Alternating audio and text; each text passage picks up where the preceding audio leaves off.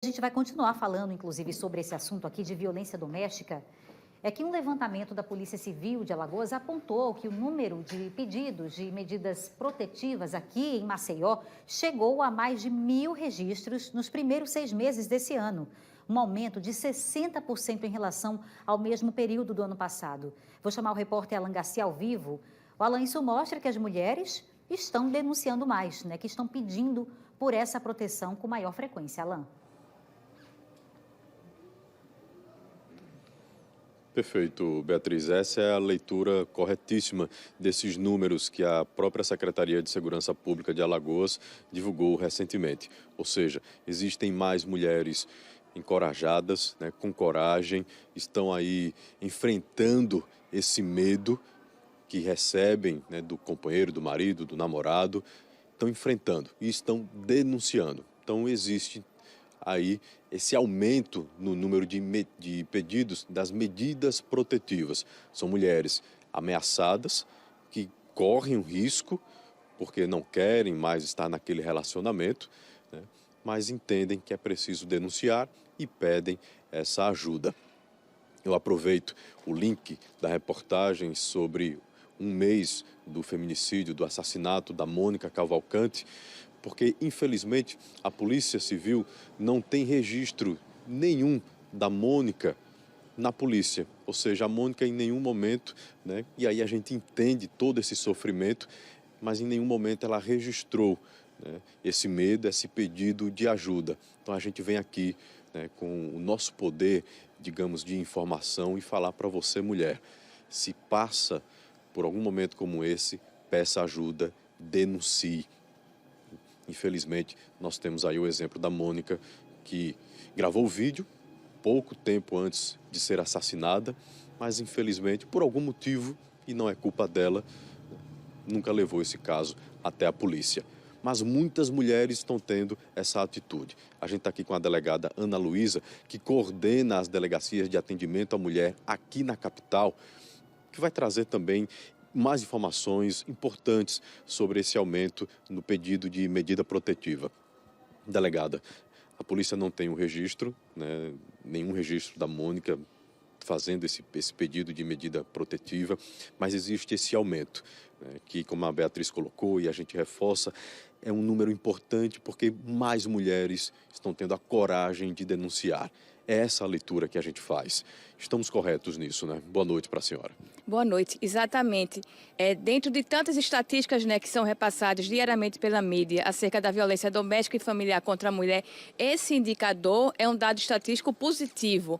Nós tivemos apenas no período de 1º de janeiro até 30 de junho, ou seja, no primeiro semestre desse ano, 1.226 pedidos de medidas protetivas de urgência. Esse número já é superior a todo o período do ano passado, de 2022. Então, isso representa que as mulheres estão mais confiantes, estão procurando os órgãos de segurança pública para efetuar a denúncia. Isso é extremamente importante, até porque a gente sabe que há uma subnotificação muito forte na violência doméstica e familiar.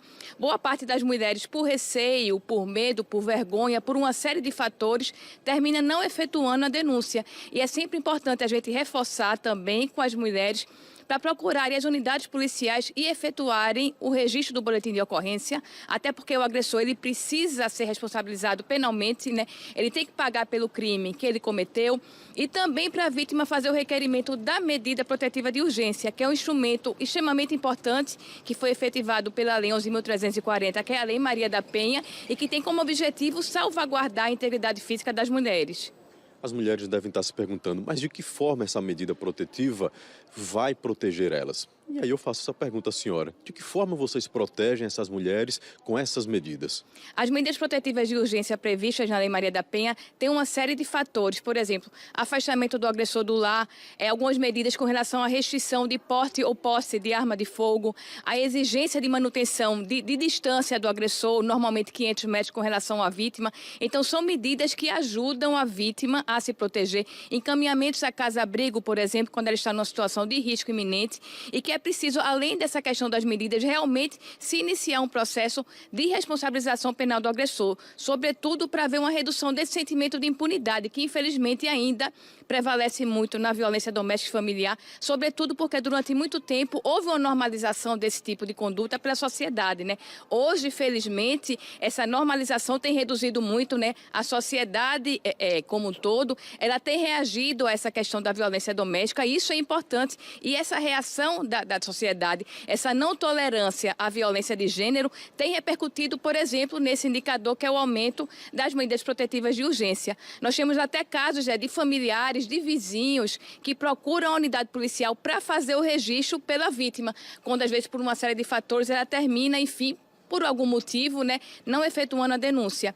E é por isso, né, que aquele dito popular que durante muito tempo prevaleceu, que em briga de marido e mulher não se envolve, não, a Polícia Civil se envolve sim, e todos da sociedade, né, tem não apenas um dever moral, mas um dever legal também de comunicar esse fato à unidade policial, porque esse tipo de conduta realmente precisa haver um basta a esse tipo de violência doméstica.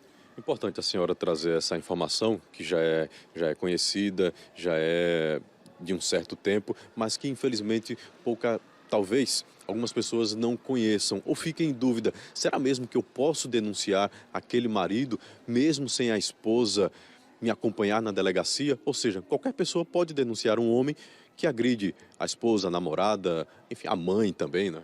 Com toda certeza, pode e deve denunciar, né? Justamente porque a própria Lei Maria da Penha colocou essa questão da violência doméstica familiar não apenas como um dever moral, mas um dever legal de toda a sociedade, né? Então, essa denúncia, inclusive, não precisa nem ser feita de forma presencial, de forma física. Existem disque denúncias que a pessoa pode fazer, pode efetivar, enfim, através de uma ligação telefônica. Também, o próprio registro do boletim de ocorrência não precisa ser feito de forma presencial. Nós temos o site da Delegacia Virtual, que pode ser feito também através do site da Polícia Civil. Então, o que não pode é não haver a comunicação dessa denúncia, justamente para fazer com que aquele agressor, né, que aquele ciclo da violência seja interrompido durante o seu trâmite, para fazer com que o agressor ele seja responsabilizado penalmente. E o mais importante, né, para fazer com que aquela agressão, que muitas das vezes acontece ou com ameaça ou com uma violência psicológica, por exemplo, se evolua, né, para chegar a um caso tão grave, né, quando a ofensa ao bem jurídico mais importante, tutelado pela Constituição, que é a vida.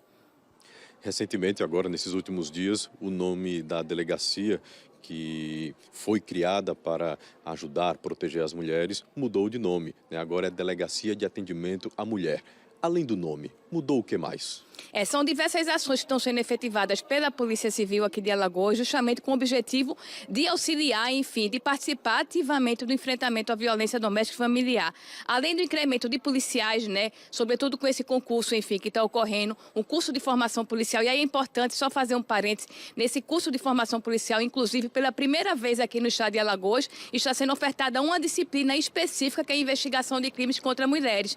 Exatamente para os policiais que estão se formando, né, os agentes de polícia, os escrivães, já ingressarem na unidade policial já com a visão de investigação com perspectiva de gênero, como o próprio Poder Judiciário já faz através do CNJ. Então é importante essa visão diferenciada, né, para que todos aqueles estereótipos que há na sociedade em geral, né, sejam deixados de lado para de fato haver esse enfrentamento, né, com acolhimento, né, com delegacias capacitadas, com profissionais que possam realmente efetuar da forma condizente, né, esse atendimento à mulher. Além disso, de fato, como foi colocado aqui, as delegacias mudaram de nome, né? Hoje é DEAN, Delegacia Especializada de Atendimento à Mulher. Isso foi importante porque isso segue uma padronização nacional, né? A quase totalidade dos estados, das unidades da federação, já adotam essa denominação, também é importante. Também foi criada uma coordenação aqui, sobretudo na capital, para realmente se unificar as ações de enfrentamento à violência doméstica e familiar. Beatriz, a Secretaria de Segurança Pública de Alagoas também trouxe o dado do seguinte, que em junho houve somente um caso de feminicídio, que aí entra realmente o caso da Mônica. Foi a única mulher assassinada aqui em Alagoas, no mês de junho agora. É um dado da Secretaria de Segurança Pública. E aí eu pergunto para a senhora, delegada, o fato de ter um assassinato, o ideal seria não ter nenhum, mas infelizmente teve um. Mas isso também representa o surgimento de mais medidas protetivas e talvez por ter essa medida conseguimos proteger essas mulheres e não temos um número maior? É importante citar que foi feita, inclusive, uma pesquisa recente pela própria Secretaria de Segurança Pública e, na grande maioria, mais de 80% dos crimes de feminicídio ocorridos, cometidos aqui no estado de Alagoas, não havia um pretérito registro de boletim de ocorrência, nem tampouco de medida protetiva de urgência. Então, isso representa que o pedido da medida protetiva, né, que está previsto ali na Lei Maria da Penha, esse pedido pode sim ajudar a salvaguardar a integridade física da mulher e pode sim ajudar, e aí é o mais importante, a que esse ciclo da violência seja rompido, a que aquela violência que no início começou num crime de menor intensidade termine no futuro gerando um crime tão grave quanto é o crime de feminicídio.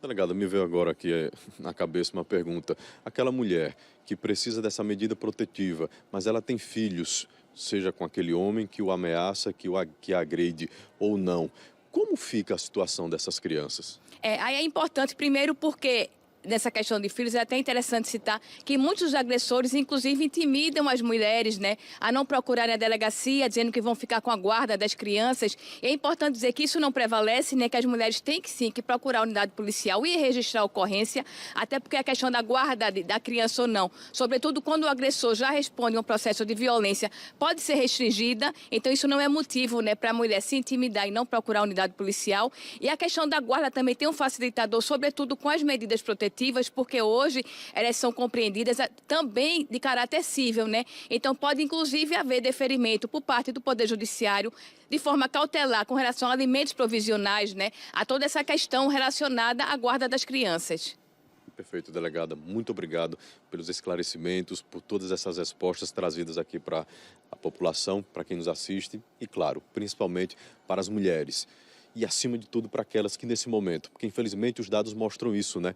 A cada instante existe uma mulher sendo ameaçada, sendo agredida e correndo o risco de morte. Que a gente consiga, mais uma vez, ajudar, trazer coragem a essas mulheres para que elas denunciem, para que o vizinho, um parente, também denuncie. Não precisa ser só a vítima denunciar o agressor. Qualquer pessoa deve, como colocou a delegada, denunciar. Liga para o Disque Denúncia, faz a ocorrência pelo site da secretaria, pelo site da delegacia, que também já vale e muito. A gente só não pode ficar calado.